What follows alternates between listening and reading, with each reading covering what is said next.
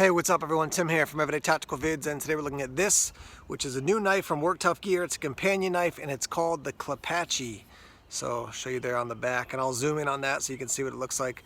Compact little knife. Honestly, when I first checked out this knife and reached out to Work Tough Gear and said, hey, can you get me one of those knives to review, I thought it was bigger. But I really like it. It's a slick little knife, and we're going to put it through the paces and see what we think about it. This is designed by Andy Tran from Interbark Outdoors. He also designed the Tahoma Field Knife, which is a very popular knife from Tops Knives. He also designed the Ice Self-Defense Dagger, and that's a cool knife as well. So I'm looking forward to testing this out. Let's run through the details and then we'll put it through the paces. So this is a 7-inch knife from end to end, 3.5 inches for your blade and 3.1 inches for your cutting edge. It is G10. You can see I got those nice red liners there. As you can see, it's also a full tang knife, so that means the steel is going to go from one end all the way to the other. There's your lanyard hole right there.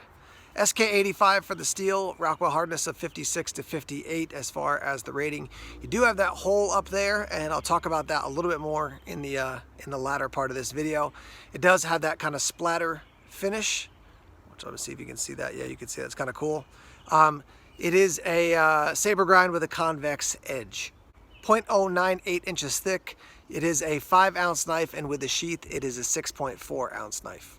Now the hole right there, if you know the Tahoma Field Knife, it's very similar. The idea is that if you're out with a rifle and you need to break open one of your bullets to get the gunpowder out to maybe start a fire, you can put your bullet in there and then basically snap it off so you can release the gunpowder. So that's the concept behind it. You probably could put a lanyard there and then attach it back here and have it run over your thumb. It really is a three-finger knife as far as your grip, like that, and then you can kind of rest your pinky like this. It is quite a curve in the handle, but it is quite comfortable. I'll tell you, definitely locks in. Like, this is how I want to hold it.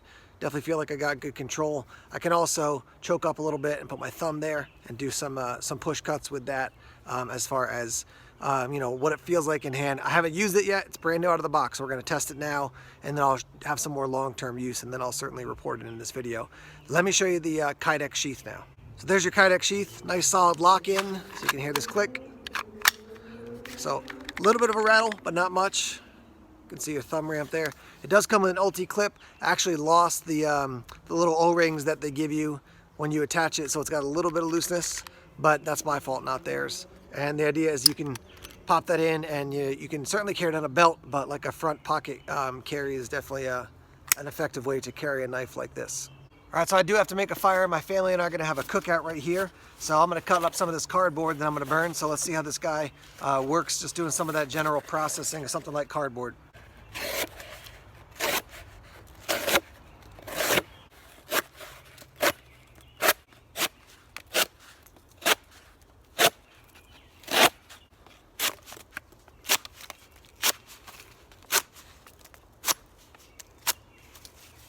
So obviously he does a great job processing down some cardboard.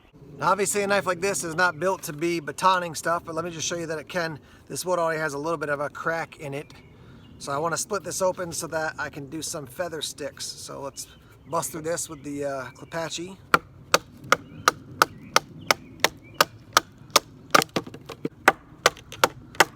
There was a knot I just went through there.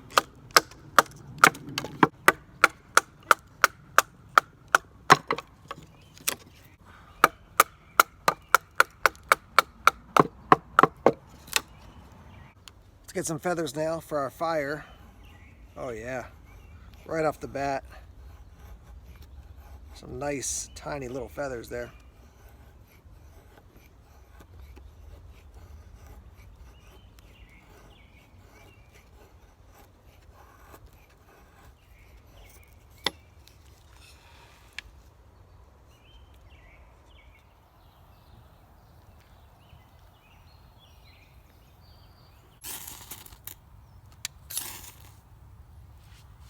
Maybe.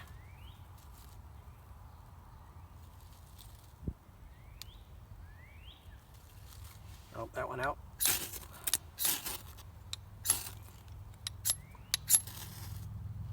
There we go.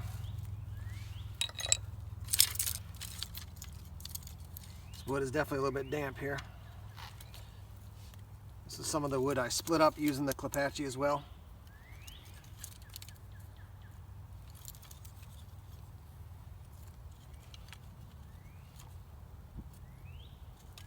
There's some of that cardboard on there.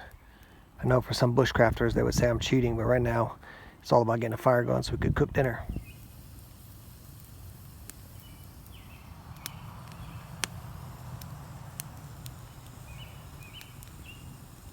So I've had a chance to use the Clapacci both on and off camera. Let me give you some thoughts on it as I roll in some additional footage of some use and basically some of the end results of some carving that I've done with the Clapacci. Overall, I really like this knife. My favorite compact knife about this size is the RB3 from Essie.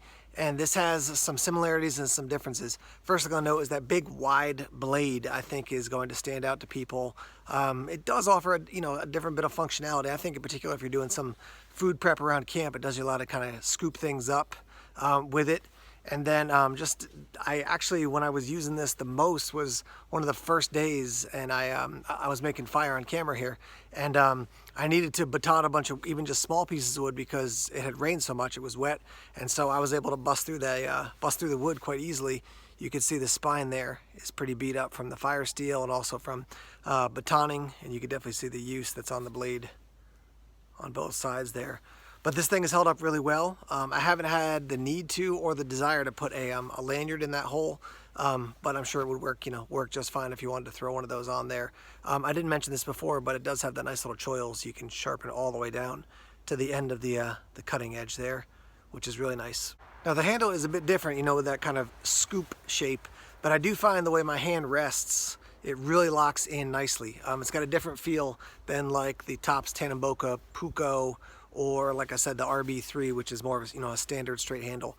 So I do like the lock-in for that. I'd like to see them make something even bigger, maybe a 5-inch blade or a 6-inch blade version of this, because I think it offers a lot as its overall just kind of feel and function. Price point for this is about $95 from Work Tough Gear, and I think that's a good investment.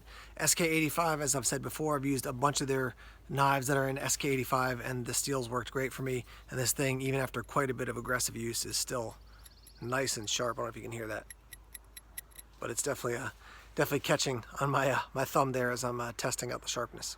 Now Work Tough Gear does have some big choppers, so I think a big chopper, with something like this to do some detail work could be really nice. I did find this for carving was quite comfortable too. Even put my thumb up on the top, trying to cut out some of those notches and things. It was simple enough to do. I do like the 90-degree spine. It allows you to throw a fire steel really nicely. Yeah, I mean, just overall, it's been a good knife. It's been really nice. This combined with another larger knife would be great. This combined with a hatchet or an axe I think could be great as well for a little bushcraft setup or a camping setup, to get out there in the woods and work on your skills and just have a good cutting tool, but that one that's nice and compact. I could see somebody running this as a neck knife. It's a little bit big as far as the size, but put that in a sheath and then run it around your neck. I could see that happening as well. Now often when these guys make knives, they do, kind of different setups for each one. So you got the red liners here. Maybe you could get it with a green handle and, red liners, or green handle and black liners, black handle and yellow liners. I mean, they do offer a bunch of different options when it comes to how they make their knives, because they're putting a lot of personal care into each knife that they make. So yeah, for $95, I really like it, man. It's been really good. I mean, if you're gonna pay $10.95 for Sunlight or $10.95 high carbon steel and pay say $80 or $90 for the RB3, I think you're getting a similar feature and function. Now the RB3 is one of my favorites all time, but this is, moving up toward that category. It's a really solid performer, and I'll be using this more and more, I think, out in the woods. As far as downsides to it, I've got the sheath here in my pocket, but I do think, I almost never carry a fixed blade.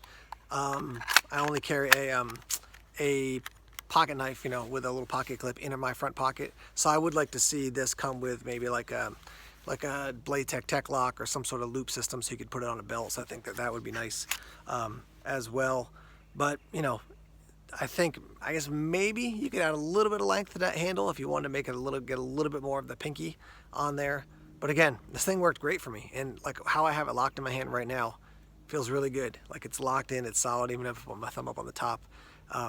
Yeah, just feels like a solid performer. So not a lot of downsides. I think the price point for some people, they're gonna say, SK85, I'm not as familiar with the steel, so do I want to invest in that? I get it. but my experience with SK85 has been really good. Kydex is solid, nicely put together. So like I said, I think a lot of wins, not a lot of downsides to the Work Tough gear. I'm going to flip this over so you can see it. Work Tough gear. There it is. Clapacci. Let me hear your thoughts on it. What do you think about it? If you've used the Tahoma field knife from Andy Tran as well, let me hear your thoughts on that guy as well. But yeah, I like big choppers. I like survival knives, but I've also got something for just these more compact knives. I think they offer a lot of utility out there in the woods. I think this would be a great bushcraft and just general camping knife. You don't need a massive knife when you're out there camping, so I think this could fit into that world for a lot of people. So let's hear your thoughts on this knife, and let's get that conversation started in the comment section. As always, thanks for checking out the videos here on YouTube. Please subscribe to Everyday Tactical Vids if you haven't done so already. Like us on Facebook, follow us on Twitter, check us out on Instagram, Tumblr, and Vero as well. More videos coming soon. Take care.